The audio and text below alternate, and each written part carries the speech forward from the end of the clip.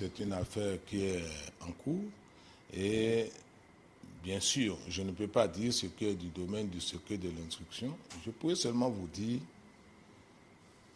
que ce que nous avons fait en tant que conseil de Charter Afrique et de l'OFIC, c'est-à-dire de l'OPEP Fund for International Development, que vous comprendrez comme le Fonds de l'OPEP pour le développement international.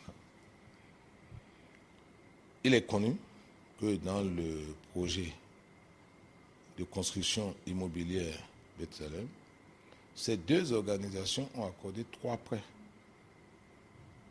à GBB. C'est comme ça qu'on l'appelle. 3 prêts pour faire la promotion immobilière. Et à un moment donné, ces deux organisations ont constaté que GBB ne remboursait plus les prêts. Et le projet date de 2002. 2002-2004. Les 3 prêts. Les prêts contractés sont à hauteur de... Pour un total de l'ordre de 2 milliards 6, 2 milliards 7. Bien.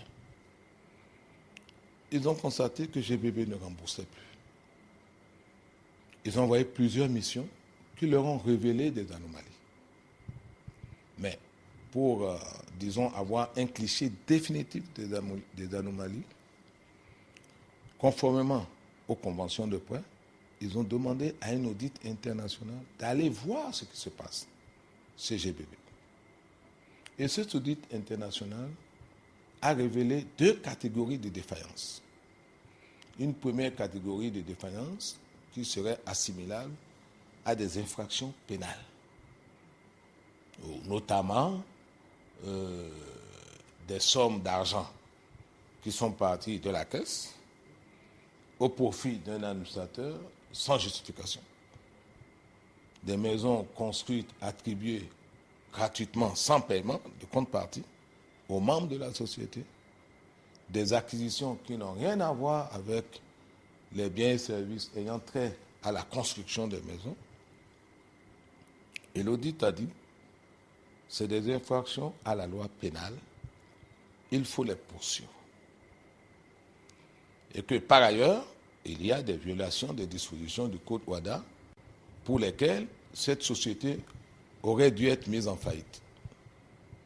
Elle doit faire immédiatement le nécessaire.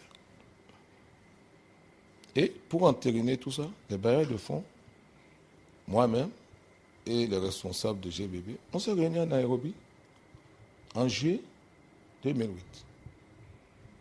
Après qu'on leur ait laissé le temps de dire leurs réserves par rapport à l'audit, ils ont reconnu les malversations, se sont engagés à payer dans un délai de 2 mois pour rétablir la situation vis-à-vis de ces malversations. Et pour la suite, notamment le sort de la société et du projet, il a été décidé de voir qu'est-ce qu'on peut faire, soit pour trouver un repreneur ou pour liquider. Et c'est avec mon soutien que le délai de 2 mois qu'ils ont demandé leur a été accordé et toutes les mesures transitoires qui ont été prises dans un procès verbal m'ont été confiées comme exécuteur. Et on m'a demandé de mettre toutes ces décisions signées au rang des minutes d'un notaire pour les rendre exécutoires. Il y a une avalanche de faits.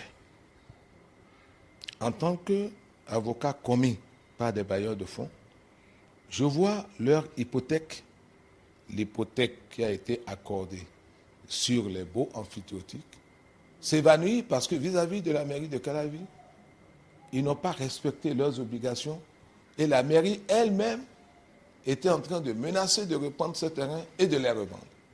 D'ailleurs, le ministère de l'Urbanisme a le même projet. Parce que c'est ce ministère qui a permis de mettre les terrains en bail amphithéotique. Mieux, ces bailleurs-là sont aussi des bailleurs du Bénin. Et par exemple, pour Charter Afrique, le Bénin est membre de Charter Afrique. Donc, parmi ceux qui sont propriétaires du Charter Afrique, il y a le Bénin. Mais le fonds de l'OPEP est bailleur du Bénin. y compris sur le littoral. Et tout cela se sont mis à écrire au gouvernement béninois. Et vous voyez ce que ça va produire en boule de neige, c'est-à-dire que les gens ne vont pas décaisser les prêts au Bénin parce qu'il y a la défaillance d'un débiteur en faveur duquel le Bénin s'était engagé à faire en sorte que le projet réussisse et qu'on les rembourse. Mieux, c'est que j'approche la période où si je ne poursuis pas, je vais me retrouver dans une situation de forclusion. On est en matière pénale. Après un certain délai, si je ne poursuis pas, je ne pourrai plus. Et cette avalanche de situations, ça fait quoi? Ça fait que le Bénin peut se peindre contre moi s'il a remboursé les gens, en disant que c'est moi qui ai fait qu'ils n'ont pas pu entrer en possession de leurs sous, notamment de la partie délictuelle. Alors, je leur ai donné un dernier préavis. Je dis, si je n'ai rien, je vous poursuis. Et c'est ce que j'ai fait depuis environ 2 semaines pour la première partie, où j'ai demandé au procureur de regarder ce qui s'est passé dans cette société au regard du rapport d'audit et de voir s'il y a des infractions à la loi pénale. Quelles infractions? Moi, je soupçonne abus de confiance et escroquerie ou escroquerie.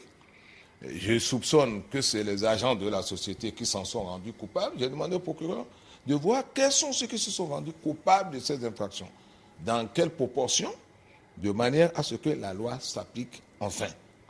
Et par ailleurs, j'ai aussi saisi, en citation directe, en banqueroute frauduleuse, pour les infractions au code OHADA, commises par les dirigeants de cette société, parce que c'est aussi des infractions à la loi pénale, mais c'est des infractions commerciales pour lesquelles infractions j'ai saisi la justice en citation directe pour que ça soit examiné et que les gens puissent être sanctionnés et mes clients dûment dédommagés.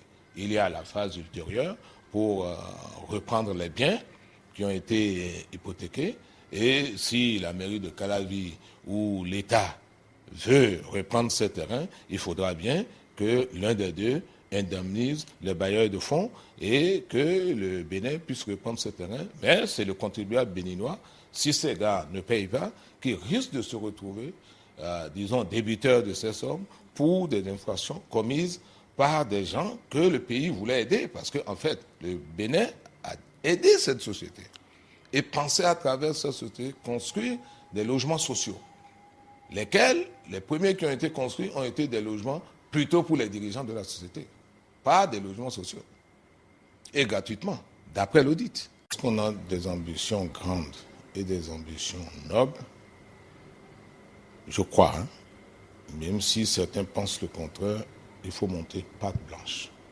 Il faut montrer l'exemple. C'est d'autant plus important que dans mes mises en garde, avant d'engager cette poursuite, j'ai clairement expliqué. Je dis cette affaire peut avoir des retombées. Vous exercez des fonctions, vous faites ça. Vous devez éviter ce genre de situation et ne pas m'embarrasser. Parce qu'après, on dira c'est Maître Alao qui a poursuivi. Mais Maître Alao, ces personnes-là ne lui doivent rien personnellement. Maître Alao a fait aussi humainement que possible ce qu'il pouvait faire à la limite même de ce qu'on peut appeler diligence tardive. Depuis le départ, je n'ai fait que dire qu'il faut accorder des facilités à ces gens. Et le fait de ne pas poursuivre dès que les 2 mois étaient passés peut être interprété par certains comme une certaine compromission. Je dis, je ne veux pas, parce que j'essaye d'être humain, compromettre moi-même ma carrière et ma probité. Parce que si je n'avais pas poursuivi, que de personnes n'auraient pas eu beau jeu de dire, oui, il doit avoir intérêt à ne pas les poursuivre. D'ailleurs, il a des relations avec un tel. D'ailleurs. Je dis, quand on veut avoir des ambitions nobles aussi élevées et qu'on donne des responsabilités élevées, il faut faire très attention et ne pas prêter le flanc à certaines choses.